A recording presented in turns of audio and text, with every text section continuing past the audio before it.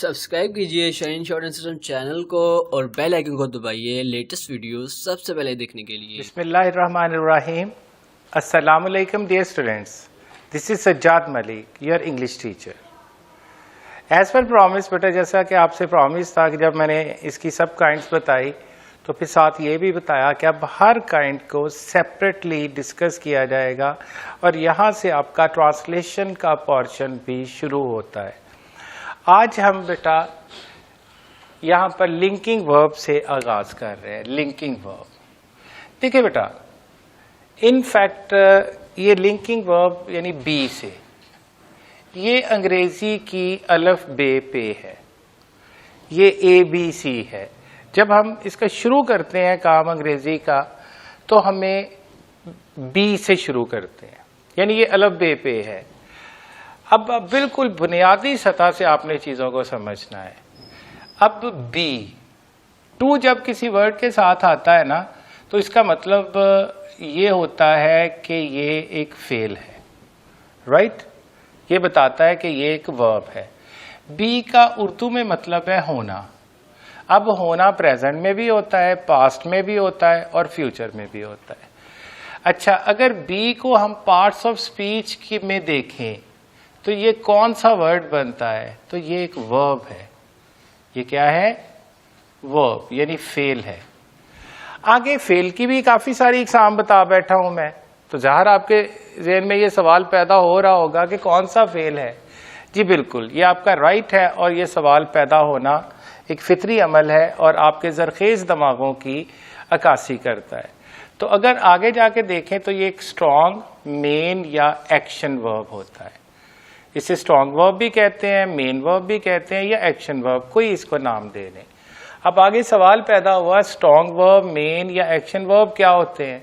बिल्कुल जायज़ है बेटा, वो वर्ब जिसकी डिफरेंट फॉर्म्स बन सके, जैसे go, went, will go, gone, going, do, did, will do, done, doing, like this. जैसे ये फॉर्म्स बनती हैं नॉर्मली बेटा। अब हमारी जो फॉर्म ऑफ वर्ब्स हैं वो तीन चलती है। हमारी बुक्स या हमारा जो सिलेबस या करिकुलम है वो तीन फॉर्म्स बताता है। अगर तहकीक करें तो यहाँ पर in fact 5 forms of verbs होती हैं। 5 फॉर्म्स ऑफ वर्ब होती हैं। फेल की 5 इकसाम होती हैं। ये आपके सामने मैंने एक चार्ट बनाया है। तो पहली फॉर्म का बेटा नाम होता है, फर्स्ट फॉर्म का प्रेजेंट फॉर्म। सेकंड का बेटा नाम होता है पास्ट। थर्ड फॉर्म का नाम होता है फ्यूचर। हम इसको इग्नोर करते हैं, क्यों? ये फॉर्म क्यों नहीं है।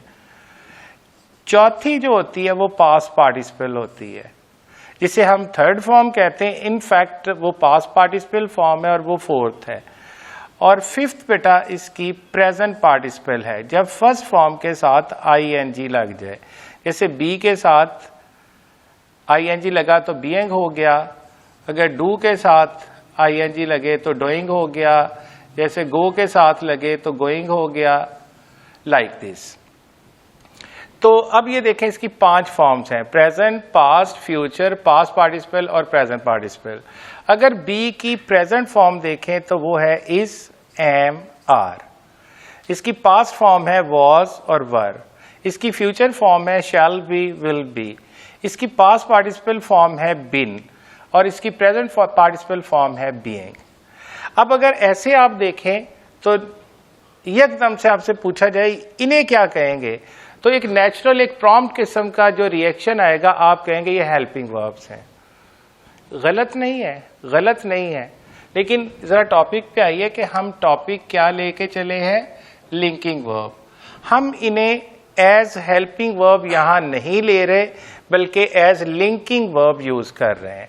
अब समझते हैं कि लिंकिंग वर्ब क्या है। मैंने आपके सामने 2 सेंटेंसेस लिखे एग्जाम्पल के तौर पे। He is writing an essay, वो एक मजमून लिख रहा है। इसमें ही बेटा सब्जेक्ट है और राइटिंग इसमें वर्ब है और ये मेन एक्शन या स्ट्रॉन्ग वर्ब की प्रेजेंट पार्टिसिपल फॉर्म है, ठीक हो गया। और इज यहां पर बेटा हेल्पिंग वर्ब या ऑक्सिलरी वर्ब है। अब अगर हम सब्जेक्ट को लें, फाइल, आपसे पूछा जाए कि फाइल क्या होता है, तो आम तौर पर बेटा जहन में आएगा काम करने वाला, काम करने वाला, बिल्कुल सही बेटा। यानी इंग्लिश में उसको डूअर कहते हैं, जो डूअर होता है, जो कोई काम करता है। तो यहां फाइल क्या कर रहा है? राइटिंग कर रहा है ऐसे को, तो बिल्कुल सही, इसका मतलब डूअर है। अगर हम पूछें कि वर्ब क्या होता है, तो आपके जहन में आएगा काम, जो फिक्रे में काम होता है, या एक्शन, कोई एक्टिविटी, कोई एक्शन, कोई अमल। बिल्कुल सही है बेटा, क्या काम हो रहा है? यहां राइटिंग हो रही है, यहां तक भी ठीक होगी बात। तो यहां पर सब्जेक्ट क्या है बेटा? काम करने वाला है, और डूअर है उसे कहेंगे। तो राइटिंग क्या है? वर्ब है, और ये एक्शन को बता रही है, यहां तक बिल्कुल सही बेटा। तो अब ये जो इज है, ये जो इज है, ये इस स्ट्रॉन्ग वर्ब की हेल्प कर रहा है, इस स्ट्रॉन्ग वर्ब की हेल्प कर रहा है। अब ये देखना है हेल्प क्या कर रहा है बेटा, बड़ा प्लेन सा जवाब है। ये हेल्प ऑक्सिलरी वर्ब या हेल्पिंग वर्ब हेल्प ये कर रहा है, ये हमें बता रहा है कि ये काम प्रेजेंट में हो रहा है। ये सिर्फ जमाना बताता है। अगर यहाँ ही वॉज होता तो ये हमें बताता कि ये काम पास्ट में हो रहा है। अगर विल बी होता तो ये बताता कि ये काम फ्यूचर में हो रहा है। हेल्पिंग वर्ब का जो काम होता है वो हेल्प ये करता है, हमें बताता है कि काम किस जमाने में हो रहा है। तो इज यहां पर और कोई मतलब नहीं दे रहा, सिर्फ ये हेल्प कर रहा है कि ये एक्शन मौजूदा जमाने में हो रहा है। क्लियर? अब दूसरे सेंटेंस पे आए, he is an essay writer. अब इसमें जो ही है ये सब्जेक्ट है, ये जो इज है इसको जरा देखिए, ये वर्ब है। आपने यहां कहा कि फाइल जो है वो काम करने वाला होता है, तो he is an essay writer, वो एक मजमून निगार है। तो सब्जेक्ट क्या काम कर रहा है यहां पे? गौर करें बेटा, सब्जेक्ट कोई एक्शन कर रहा है? बिल्कुल नहीं, वो तो ऐसे राइटर है, ये तो एक हालत को बयान कर रहा है। ऐसे राइटर क्या है? ये एक स्टेट है, एक स्टेट ऑफ बीइंग है, एक किसी चीज के होने की हालत है, ये हालत को बयान कर रहा है। तो ही यहां तो सब्जेक्ट कोई काम नहीं कर रहा, तो फिर अगर इसे डूअर कहते हैं तो यहां पर ये फिलॉसफी गलत हो गई, यहां पर फलसफा गलत हो गया। तो फिर यहां पर ये ही क्या है, ये सब्जेक्ट क्या है बेटा? ये स्टेट ऑफ बीइंग है, ये स्टेट ऑफ बीइंग है, यानी एक कंडीशन है, यानी ये एक हालत को बयान कर रहा है या कैफियत को बयान कर रहा है कि कौन किस हालत में है या कौन क्या है। तो कौन ही क्या है? ऐसे राइटर है, वो एक ऐसे मजमून निगार है। क्लियर हो गया बेटा? तो इसका मतलब है ये आधा सच है डूअर, पूरा सच इसको मिला के बनेगा। तो कहीं फाइल का मतलब डूअर है काम, तो किसी जगह पर उसका मतलब हालत या कैफियत यानी स्टेट ऑफ बीइंग है। अब इसमें इसके बाद कोई एक्शन वर्ब नहीं है, कोई स्ट्रॉन्ग वर्ब नहीं है, तो इसमें वर्ब है इज। अब यहां पर गौर करें, हेल्पिंग वर्ब तब हम इसे कहते अगर ये इसकी तरह किसी स्ट्रॉन्ग वर्ब की हेल्प कर रहा होता। इसके बाद तो कोई स्ट्रॉन्ग वर्ब है ही नहीं। तो अब क्या है ये?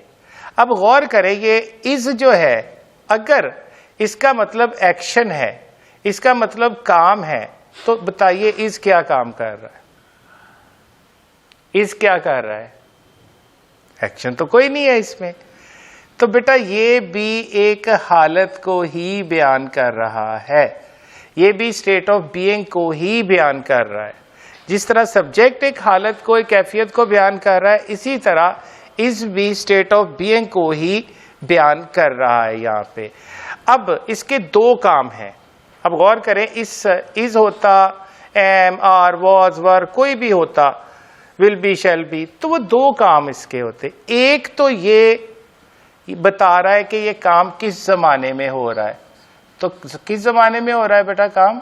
इज है तो प्रेजेंट में हो रहा है।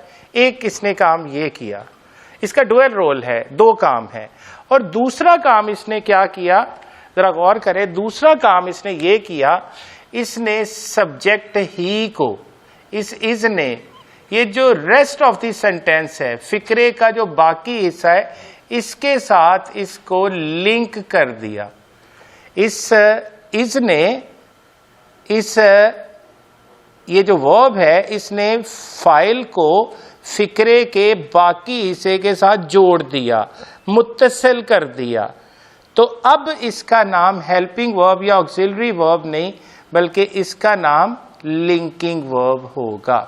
होपफुली आप लिंकिंग वर्ब की फिलॉसफी समझ गए कि यहां अगर तो वो दोबारा बता दो किसी स्ट्रॉन्ग वर्ब की हेल्प कर रहा है तो इसका नाम हेल्पिंग वर्ब या ऑक्सिलरी वर्ब होगा, और अगर वो एक लिंकर का काम कर रहा है, आपने फिक्रा देखना है, अगर सब्जेक्ट के बाद कोई एक्शन नहीं है, कोई स्ट्रॉन्ग वर्ब नहीं है, तो इसका मतलब है कि जो भी यहां पर बी की फॉर्म आ रही है, चाहे प्रेजेंट है, पास्ट, फ्यूचर, पास्ट पार्टिसिपल या प्रेजेंट पार्टिसिपल, कोई भी फॉर्म अगर आ रही है तो वो हेल्पिंग वर्ब या ऑक्सिलरी वर्ब नहीं बल्कि लिंकिंग वर्ब का काम कर रही है। तो यहां पर इज है लिंकिंग वर्ब। तो अब जरा करेक्ट कर ले हम अपनी सब्जेक्ट और वर्ब की डेफिनेशन को।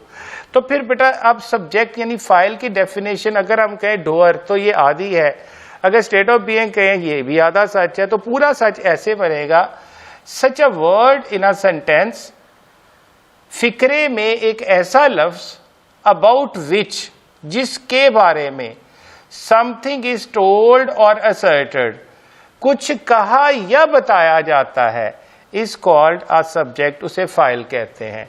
अब जरा इसकी रेफरेंस उर्दू में देख लें, फिक्रे का ऐसा लफ्ज जिसके बारे में, फिक्रे के अंदर एक ऐसा लफ्ज जिसके बारे में फिक्रे में कुछ कहा या बताया जाता है, उसे फाइल कहते हैं।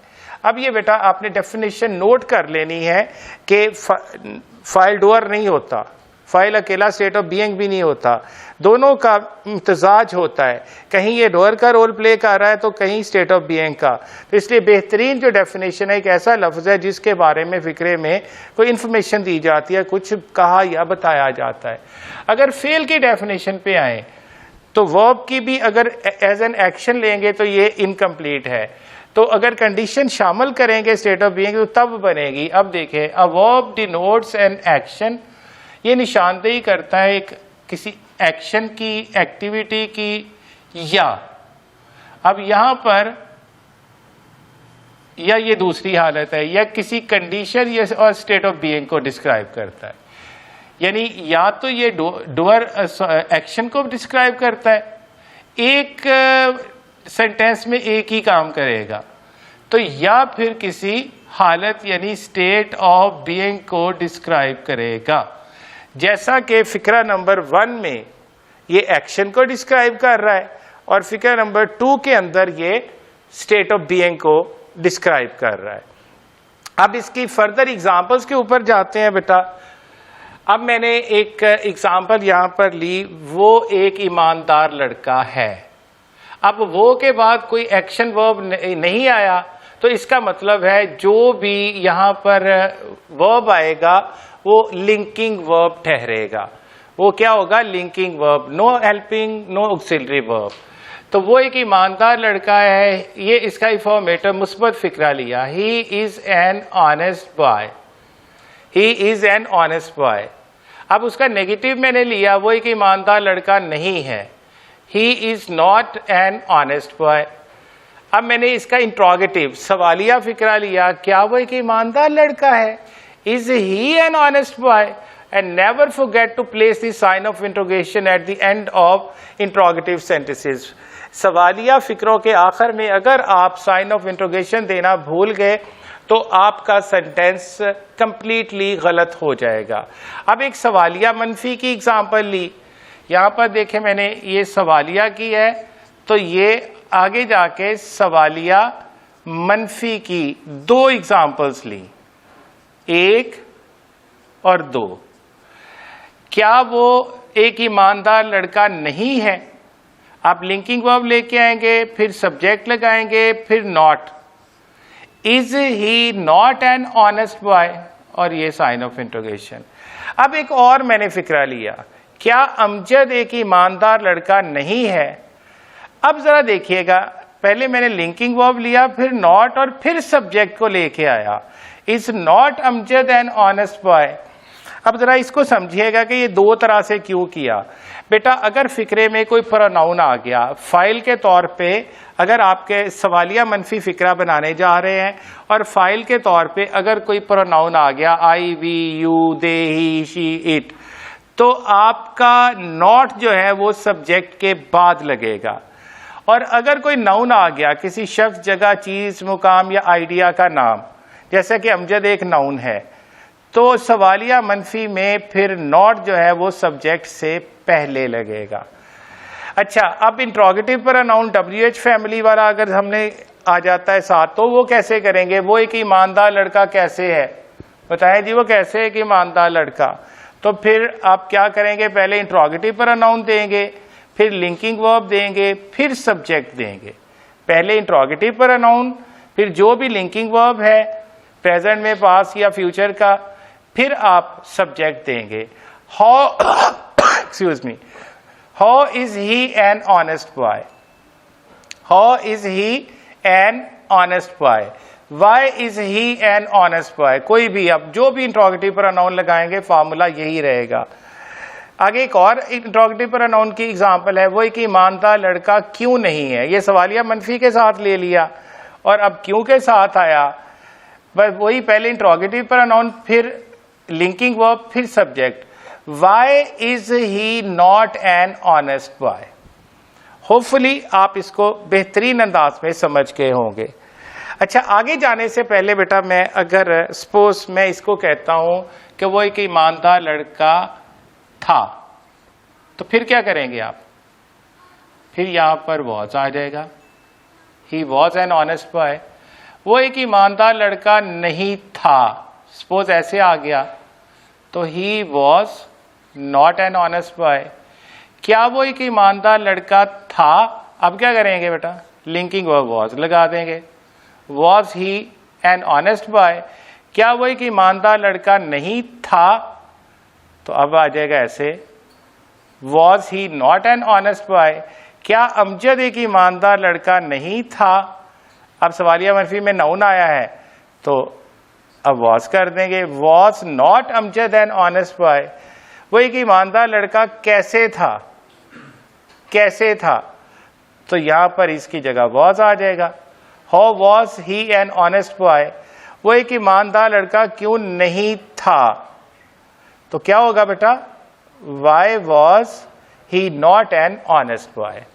ये बेटा प्रेजेंट और पास्ट फॉर्म मैंने यहां बताई। कुछ और एग्जांपल्स है यहां पर। वो मेरे बेहतरीन दोस्त थे, वो मेरे बेहतरीन दोस्त थे। दे वर माई बेस्ट फ्रेंड्स। क्या तुम अच्छे खिलाड़ी थे? एक सवालिया एग्जांपल ही पास्ट की। Were you a good player? Were you a good player? अब मैंने एक फ्यूचर की एग्जांपल बेटा यहां पर ली। वो एक वफादार नौकर होगा। होगा फ्यूचर में ये होना की कंडीशन है।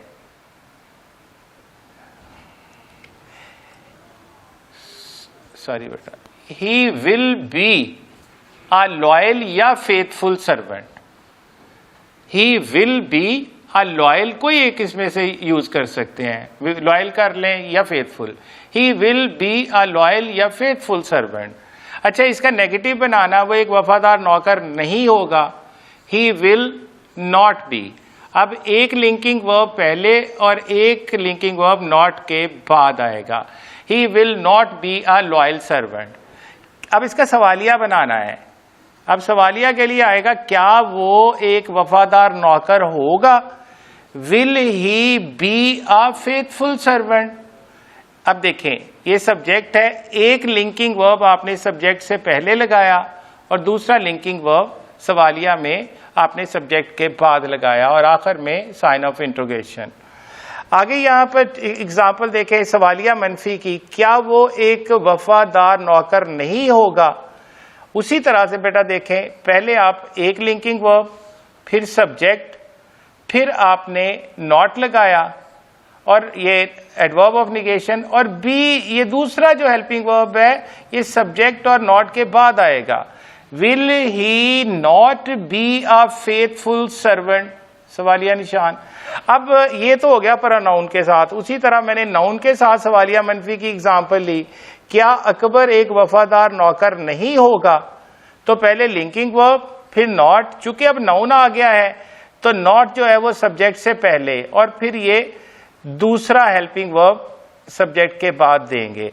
Will not Akbar B a faithful servant, वो एक वफादार नौकर कैसे होगा? अब इंट्रोगेटिव प्रोनाउन का भी यूज आ गया, तो पहले इंट्रोगेटिव प्रोनाउन फिर आप लिंकिंग वर्ब देंगे, फिर सब्जेक्ट, फिर दूसरा linking verb. How will he be a faithful servant, वो एक वफादार नौकर कैसे होगा? How will he be a faithful servant. अगर आ जाएगा वो एक वफादार नौकर क्यों होगा, तो why will he be a faithful servant.